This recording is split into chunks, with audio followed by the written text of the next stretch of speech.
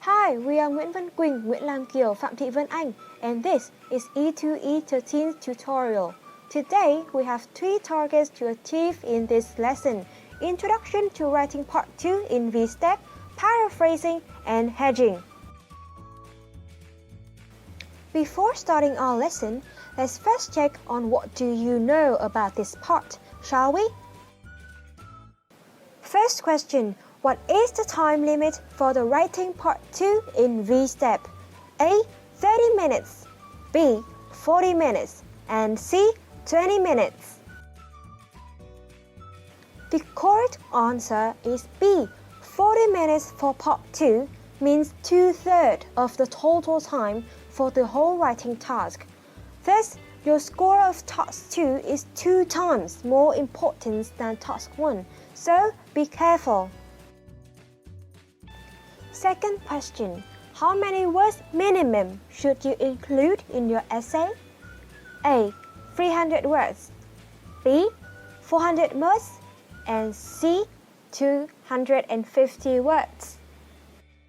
The correct answer is C. 250 words. If you cannot write a sufficient number of words in this task essay, the judge will minus your score due to the insufficient amount of words.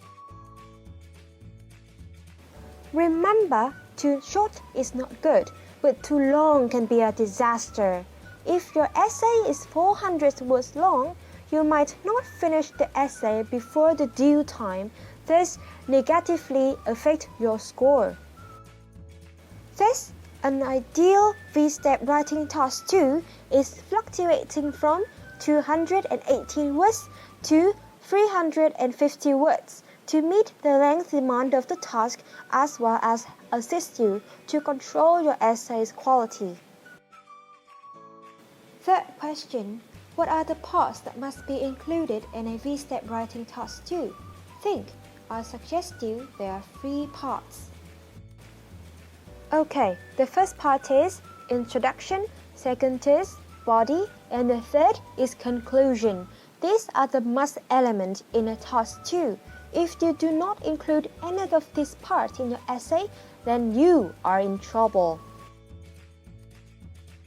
Why? As regardless of how good your essay is, the judge won't highly score you. So, be cautious, especially the conclusion. Many essays are too long.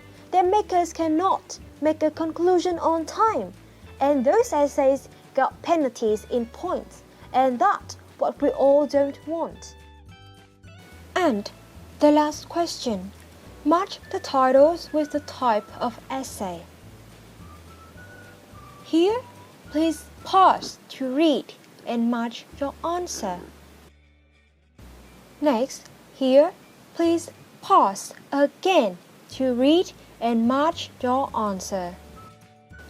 The answer is 1A, 2A, and B, 3A, and 4B.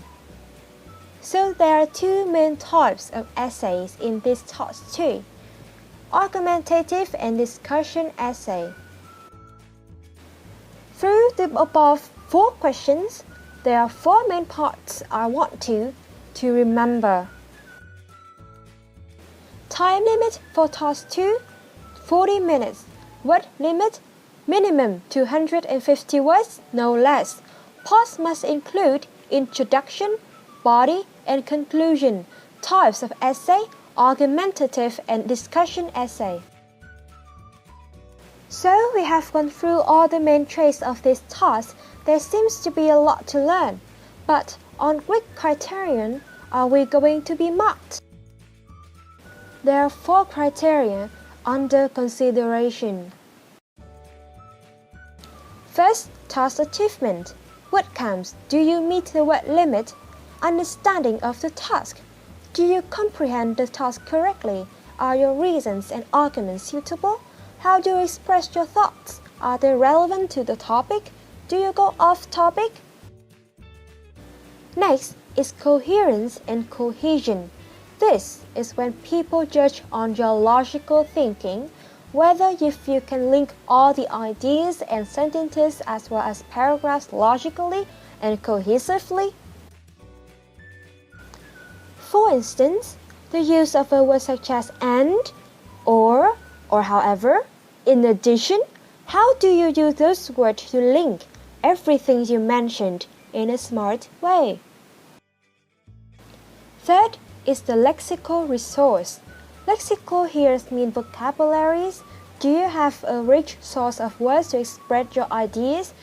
This can be exposed with your own usage of words in your essay. Can you use many synonyms to talk about a same thing? Do you have a large lexicon resource to discuss and argue about the topic they require?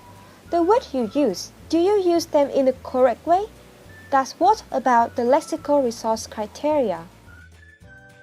Last but not least is the grammatical range and accuracy. About the range, the more diverse type of structures you can use, the higher scores of this part you may earn. It's just a may. To fulfill this criteria, you have to use those structures correctly. That's about accuracy. In other words, you need to use the diverse type of structures in a correct and flexible way to charm the markers.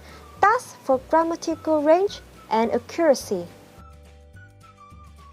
In conclusion, you have 4 criterion to meet: task achievement, coherence and cohesion, lexical resource, and grammatical range and accuracy. Too much to meet, right? Don't worry, because in the next part, we'll give you the 2 main skills that could help you survive this task successfully. The first. What is paraphrasing? Take this as an example. Imagine you have just heard a hilarious story at school and you are dying to tell this to your best friend. Of course, you cannot memorize and repeat exactly what you have heard. Normally, you don't do that. We simply remember the story and narrate it with our own words while keeping the meaning of it and still make your friend laugh. Your version of the story is called a paraphrase, and this technique is called paraphrasing. Paraphrasing is presenting ideas and information in your own words and acknowledging where they come from. By using your own words, you demonstrate your understanding and your ability to convey this information. There are numerous examples for paraphrasing in daily life. Charlie Puth says, "We don't talk anymore," but he could have said, "You and I no longer engage in verbal confabulations." Taylor Swift says that, "Look what you made me do," but she could also say that, "Observe what course of action you compelled me to commit to." Or A is wondering that, "I thought you have deadlines." B, "Sorry, I can talk right now. I'm busy procrastinating." We paraphrase a lot in daily life, but then why do we paraphrase in academic writing? First, it is a useful way to use source materials for your research papers, providing it is appropriately referenced. In academic essays, it is not acceptable to just copy and paste a source. Second, you need to use a variety of direct or indirect quotes or paraphrases, referenced, and your own comments. Third, it is important because it shows you and your reader that you have understood the source sufficiently enough to write it in your own words. But then, how to paraphrase? We have identified several steps involved with paraphrasing. First, read the original text until you understand it. Then, write down your own version. Apply the 4 R's. Reword. Replace words and phrases with synonyms whenever you can. Rearrange. Rearrange words to make new sentences. You can even rearrange the ideas presented within a paragraph. Realize that some words and phrases cannot be changed. Names, dates, titles, etc. But you can present them differently in your paraphrase. Finally, recheck. Make sure that your paraphrase conveys the same meaning as the original text. We will take this as an example for this technique. We will go through the 4 R's process. Reword. Vacation typically includes meals, tips, and equipment rentals, can be called all-inclusive vacation. Cost-effective equals economical. Rearrange. The relative clause is used in the first sentence. However, it is simplified in the second one. Realize. Resort vacations could be kept the same. We could present the idea of pricing in another way. Adding make for and economical can imply effectively the cost of the trip without mentioning the word price. Finally, recheck the meaning, the wording of the newly made sentence. To make the paraphrasing process easier, there are 4 tips for you. First, start your first sentence at a different point from the original source. Second, use the synonyms. You can utilize the thesaurus dictionaries from Merriam-Webster, Cambridge, and Collins Dictionary. Third, change the form of the words from adjective to noun, from adverbs to adjective, noun to verb, etc. The final tip is to change the sentence structure. For example,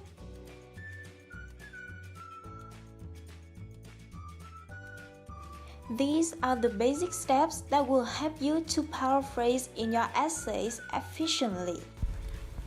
Moving to the next part, we're going to learn about hedging. So have you ever heard of hedging language in academic writing before? I guess that not many of you have heard of this phrase. But when it comes to academic writing, it's really matter that you know about this type of language and how to utilize it effectively. Well, first, we're going to find out about its definition. So hedging language is an important feature of academic writing, and it is the concept of cautious language, often called hedging or vague language.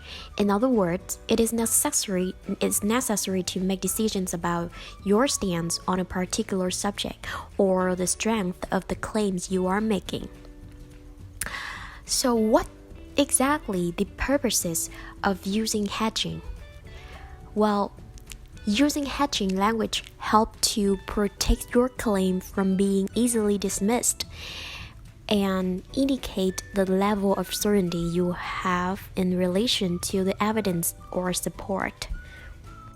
Okay, so now let's take a look at these 2 statements here and compare.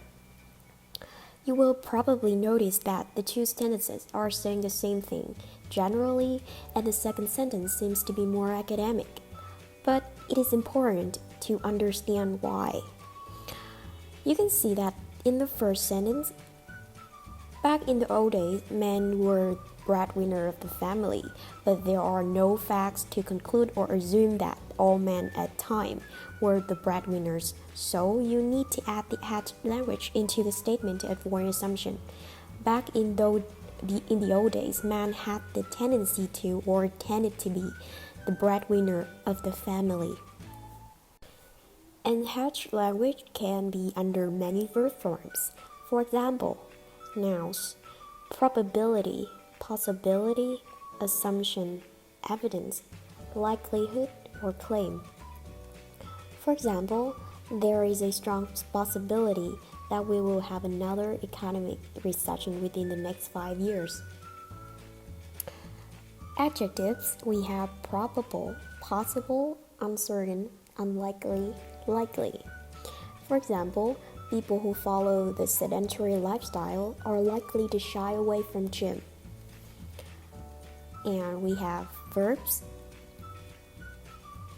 suggest, indicate, estimate, assume, seem, appear to, tend to, or have the tendency to. For example, back in the old days, man had a tendency or tended to be the breadwinner of the family. Then we have the adverbs: probably, possibly, perhaps, seemingly, presumably, conceivably, For example, we could conceivably finish the design outline by Friday. And we have modal verb. I think you guys would be more familiar with this. May, might, can, could, or would. For example, it could be that human expansion of the greenhouse effect is the cause of global warming. And when you want to state generalization, we got in general, generally, largely, for the most part, predominantly. For example, for the most part, Asian mothers are good at bargaining when it comes to shopping. And finally, we got the that's clause. For example, like it is suggested that, it is claimed that, likely that, or indicated that. There will soon be a cure for this disease. So in order for you to get to know how to use this language more effectively, we have prepared a short exercise for you guys. So now let's pause the video for about 10 minutes and try to rewrite these sentences using hedging language, okay? And here are the possible answers that we have prepared for you guys.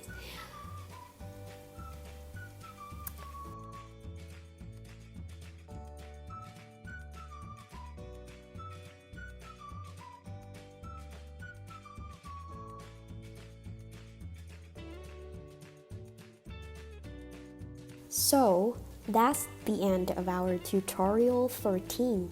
To help you practice the skills you learned today, in this video description part, we have an enclosed link to the exercises. Please click on the link to do the practice, and we will help you improve your writing. We hope that after this lesson, you can have the basic knowledge to identify VSTEP writing part 2, as well as to practice paraphrasing and hedging skills in essay writing. Should you have any questions related to the lesson, please comment below. And it is our pleasure as E2E tutors to help you on your path of VSTEP training. To further understand about how you can accomplish this test successfully, please watch the next video of our class. So that's enough for today. Thank you for your attention and have a nice day. Goodbye.